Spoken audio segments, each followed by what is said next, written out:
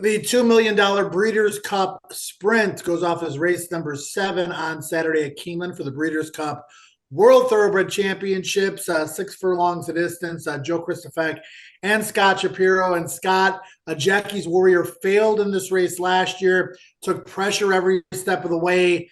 I'm just not so sure the circumstances are going to play out the same way this year. Yeah, I mean, Jackie's Warrior, what a career it's been, Joe. 12 for 17, almost $2.8 million. I've heard a lot of criticism, if you want to call it that he's been unable to get a Breeders' Cup win thus far. But I think both, like you said, both losses as the favorite were circumstantial, including the juvenile 2 years back, where he battled early as well throughout. There just does not appear to be any early speed in here. The loss of Jack Christopher late out of this race really hurt that in many other parts of the race. I think it was star versus star. I wish I was more creative, Joe, but I think Jackie's Warrior is going to be walking on the lead, at least in terms of a Breeders' Cup Sprint. He's coming out of a loss in the Forego. That was 7 furlongs, and he's good at 7 furlongs, but probably better at 6. You know, Scott, you and I aren't the only two people that can read the past performances. The jockeys do as well. You would think that maybe a couple of the riders in here would try to take early shots or try to be up close to Jackie's Warrior, try to put a little bit of pressure on him, because if not, like you said, it's going to be lights out. So we do need to do a little bit of price shopping. You know, who else do you think might get the trip that's good enough to best Jackie in the lane? Well, I mean, I would suspect that Chantel Sutherland from the outside on a Florida horse and Jorge Delgado and Willie Boy will at least try to provide some of that pressure, whether he has the class and speed to run with the likes of Jackie's Warrior. Also, Super Ocho, a horse that draws out inside Jackie's Warrior, probably has to go under Hector Berrios at a big price. But we've seen Jackie's Warrior, you know, as long as they don't go super fast and cook them, be able to even just sit just off horses with Joel Rosario the way he rides them. I think he could be fine if he, you know, sits second, or if they go at it a little bit early. I just don't see their kind of the speed burner that's kind of made Jackie's Warrior vulnerable in some of these big races.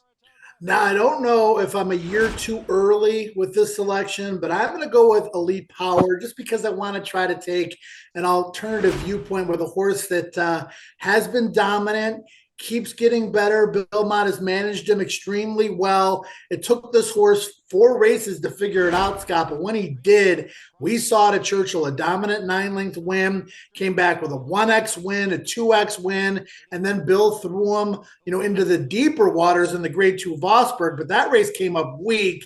He dominated again. Is he a 6-furlong horse? You know, Bill put him in this race, instead of putting him in the dirt mile, it could have very easily gone there.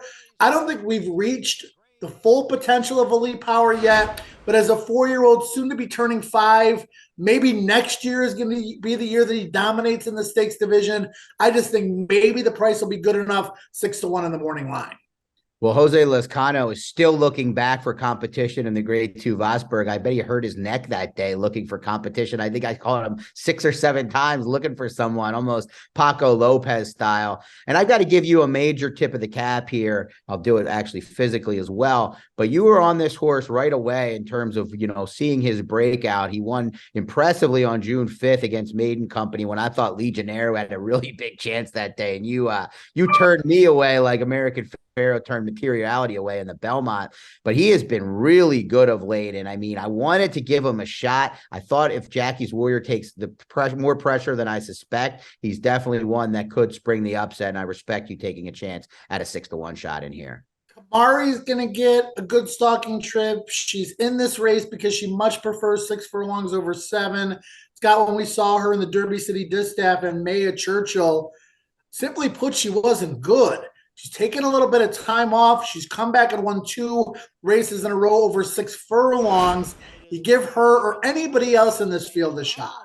I do give her a shot. We're both Thorograph users, and her numbers on Thorograph in the last 2 races, the Honorable Miss and Gowan, Bloom at Belmont at Aqueduct, put her absolutely in the mix. In fact, maybe good enough to win the race. The question is, will she have the right setup in here, drawing inside the other horses? But we know she likes it at Keeneland, and I think of the horses in here, I give her a little bit better shot than your top pick to get it done.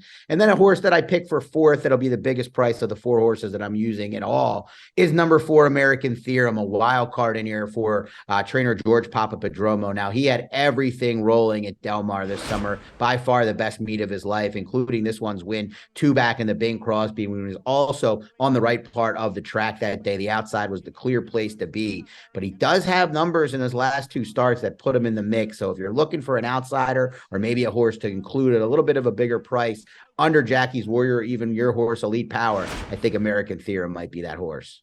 Wayne Catalano with the defending champion in Aloha West. He also has Maniwa in this race. Scott, Jackie's Warrior, is it a single for you in these many multi-race wager scenarios?